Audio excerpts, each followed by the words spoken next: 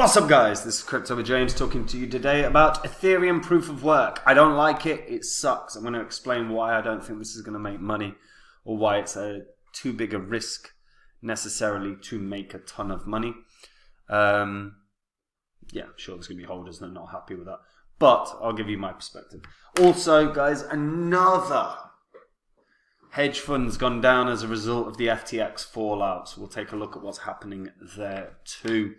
I said this would last for a while. We're probably going to experience the sort of fallout of FTX for the next year or so, at least. But before I get into all of that, folks, if you are new to this channel, these are the first 26 coins I spoke about on this channel. They're also the first 26 coins I owned when I made this channel.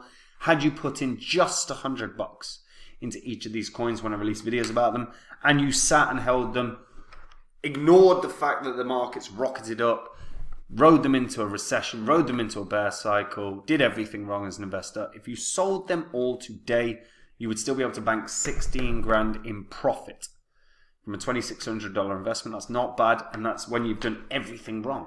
But if you'd have sold these coins when the markets were boiling hot in 2021, $100 into each of these could have netted you a profit of 123 grand. So there's a big difference between doing what's right and what's wrong.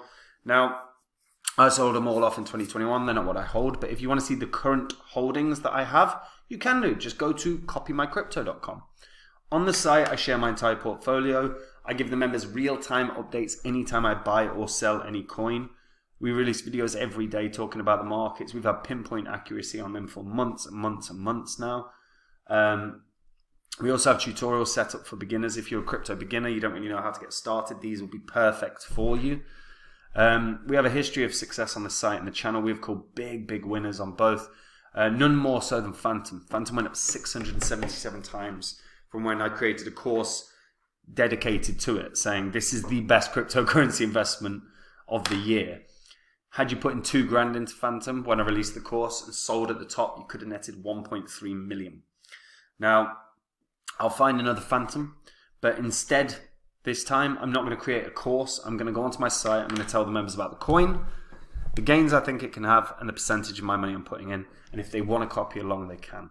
If that interests you, if you want to take that 10,000 hours of research out of your crypto investing, go read the site now. And remember that everything you read on there, you can verify on this YouTube channel's history. So, Ethereum proof of work. $4 basically, bang on.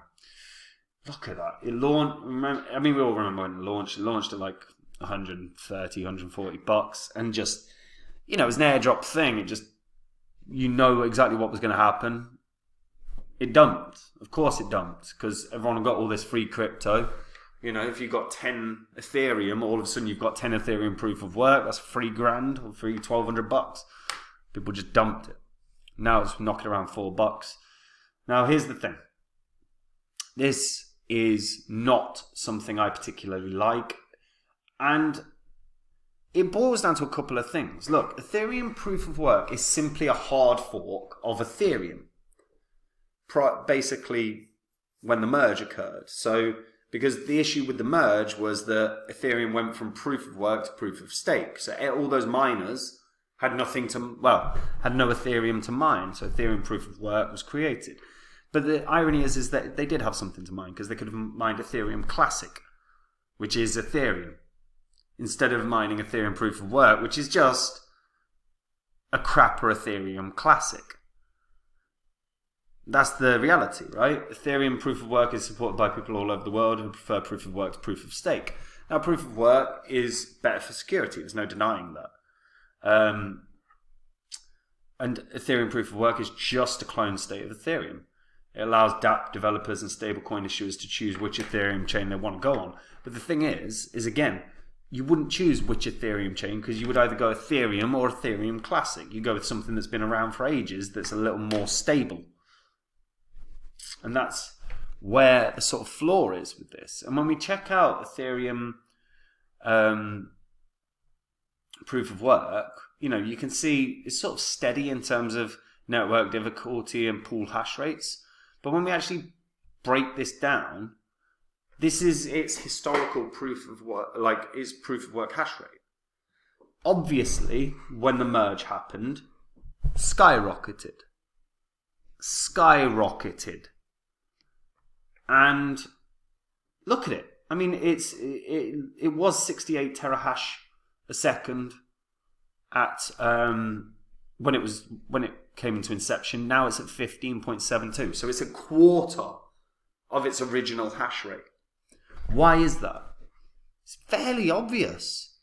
No one wants to use it, or not even no one wants to use it. I can't say that because actually I was quite surprised to see the amount of projects that have went to Ethereum proof of work. So I will break that down. But miners have left. Miners have left. Why? Because they don't see profit to be had. So we'll compare against some current proof of work coins and see how the hash rates have changed. So here we go. This is the best way I can present it as to why I don't think Ethereum proof of work has value. Miners were on Ethereum Classic. It was sort of solidly doing around 20 or so terahash a second. You know, as we started getting close to the merge, it started running up a bit, 30 terahash a second, 50 terahash a second. Then the merge happened. We saw a skyrocket up to like, what was it, 200 and whatever that is. I mean, Jesus, that's huge. You know, 200 and that's going to be 240 odd terahash, right? Huge skyrocket, 234 terahash. And of course, it's since come down. But current mining has been on average around 125. So that is 150% of what the terahash was the few days before the merge. You know, if you want to go back a little more in time, back to July, it's still at like 5, 6, nearly 6 times the terahash. So miners, after leaving Ethereum, have stayed at Ethereum Classic. There's like 4 or 5 times the amount of miners that there were. Whereas Ethereum Classic, when we compare, or Ethereum Proof of Work, when we compare, is literally a third of what it was, a quarter of what it was when it launched. So miners have left. They arrived and they immediately left. And they've stayed gone. They've gone to Ethereum Classic, or they've gone to Flux, or they've gone to, you know, any other proof. Like, if we look at the statistics on proof of work coins across the board, the majority are in a better position now than prior to the halving, prior to the merge. Now, granted, Ethereum proof of work didn't exist prior to the merge, but Jesus, the capitulation is quite staggering. And for me, that's the biggest sign that there's not going to be growth in terms of, like, there's not going to be price growth long term, because miners go where the money is, and miners have left. They have left. Month on month, they are quite clearly leaving. So they obviously see value elsewhere, whether that's Ethereum Classic or whether that's one of the many other proof of work coins that are currently around. But when we look at Ethereum, let's go with the positives, right? Ethereum proof of work, one of the positives, these are the projects that are building on the Ethereum proof of work ecosystem. There's about 100. It's not bad. You know, there's 40 of them are DeFi. Again, not bad at all. And it's worth bearing that in mind, is that in spite of the fact that what I'm saying is miners fundamentally care a lot less about Ethereum proof of work than any other coin, there are a lot of projects that are here to build and are building upon Ethereum proof of work. Now, one thing worth noting is this is WAGMI 33 Foundation. So whether or not they're having a massive say, it does need to be understood. The WAGMI 33 Foundation is a private equity investment DAO. And they are one of the biggest Web3 Chinese communities around. The foundation has over 30 plus members. And foundation members are among top influencers within the space. But it is a Chinese community. And they have active DAO members include established crypto founders, venture capitalists, fund managers, Wall Street bankers, developers, product managers, KOL, and celebrities. So the thing is, and what is worth noting that might be beneficial to people, is paying attention to the portfolio of these is worthwhile, because fundamentally, if they have celebrity influencers, good to go, they're going to start pushing what they want to be pushed. So, even if it's trying to become a part of this this foundation and starting to learn about what they're interested in, may well be worthwhile, because fundamentally they certainly have some level of influence, because Ethereum Proof of Work ecosystem, all these projects are under the flag of the WAGMI 33 Foundation. So that does need to be considered, because some of these, well, it depends on fundamentally how much do WAGMI 33 have within each of these projects. Again, without knowing great depth about these, we could see dumps coming left, right, and center. It's definitely worth bearing in mind what they're involved in, because obviously they're going to be pushing a particular narrative very, very hard. They're clearly keen on Ethereum Proof of Work. They've obviously got connections enough to bring projects on board for Ethereum Proof of Work, and of course you're going to have your sort of RV, like you're going to have your already established crypto projects on Ethereum that want to also operate on Ethereum Proof of Work. So you get that sort of RV Proof of Work type projects. I'm sure they'll end up being like a compound Proof of Work or something along those lines soon as well. But I'm just not a fan. It doesn't make sense. Even Vitalik came out and said it. Like Vitalik Buterin, the founder of Ethereum, or one of the founders of Ethereum. But he was like, why would people bother using Ethereum Proof of Work when Ethereum Classic exists? If anyone wants to use the original Ethereum chain, you would use the thing that has been around for about 6 years, 7 years, whatever. You're not going to use a new chain that has no established base. Which I agree with. And I mean, obviously there's at least 100 odd projects that don't agree with that. But for me, here's the big downside to Ethereum POW, as far as I can see right now, is number one, look, there's an already established version. I just think Ethereum Classic will always bring in more people than Ethereum Proof of Work. I think that's always going to be true. Number two, miners are leaving. Miners leave when they think there's no money to be made. Make no mistake about it, to mine a cryptocurrency, you have got to believe it's going to be profitable, or it's going to go up long term. With mining, you're buying a rig, thousands of dollars. You're paying for the electricity, thousands of dollars. You're probably going to have to pay for tons of fans to cool the system. Tons of money. So to be profitable as a miner, you have to make sure you're picking a cryptocurrency that's got a long-term uptrend. And right now, Ethereum Proof of Work, certainly the miners don't believe there's a long-term uptrend. Look at it. It's gone from $121 to $4. I think, it may well go back up to $20 or $40 or $50. I mean, there's certainly a lot of sort of trading volume around 50. But long term, Ethereum Classic exists. I just think that's always going to be the counter argument to Ethereum Proof of Work. You've got Ethereum Proof of Stake. Ethereum's running smoothly as hell.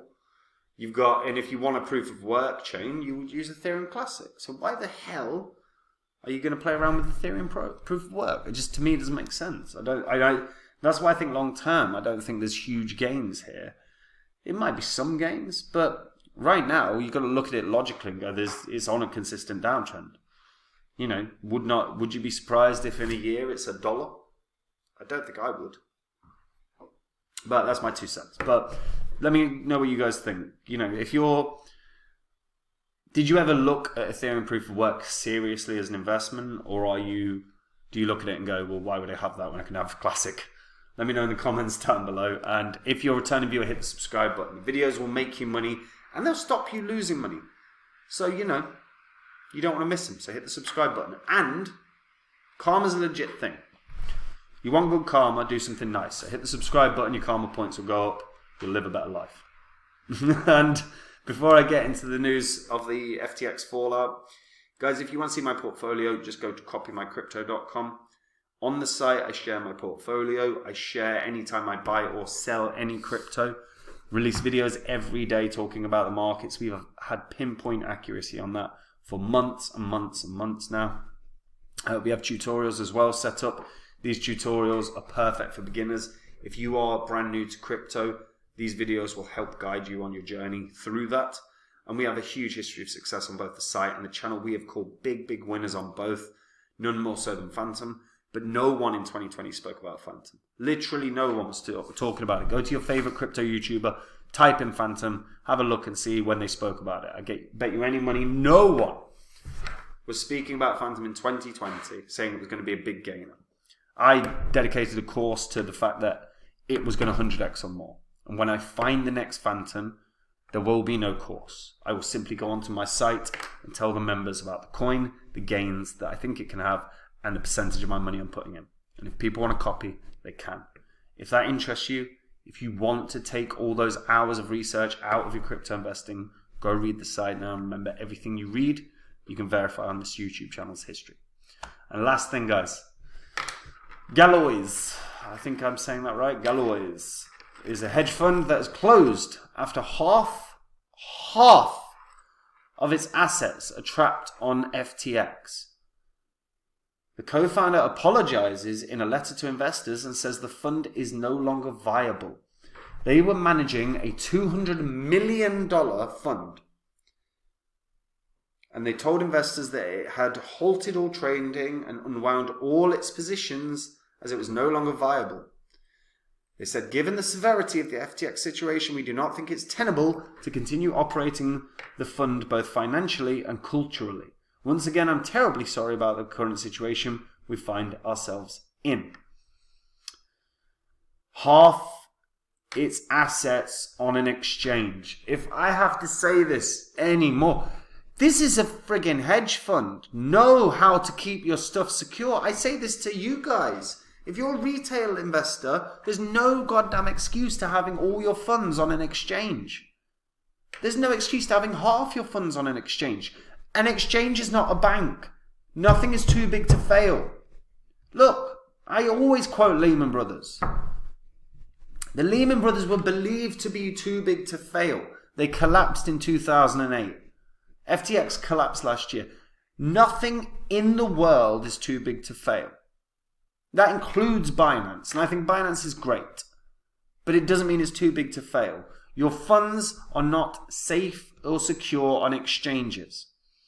If you end up in a position where 80% of your funds are on an exchange, and that exchange goes down, 80% of your investment's gone. And now, I will say, a hedge fund should know goddamn better. A hedge fund should, and leaders of a hedge fund should know about securing your investments. That's the whole point of not your keys, not your crypto.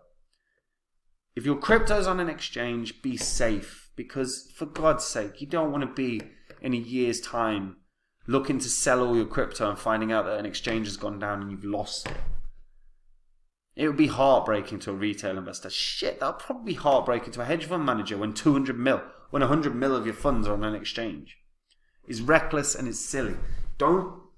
Just guys, remember, you can be hit so hard, so easily. If you're in control of everything you own, you can't be. Or it's a lot harder for you to be hurt. But if everything's on an exchange, you're always at risk. So, be safe out there, guys. And I'll see you soon. Take care. Bye-bye.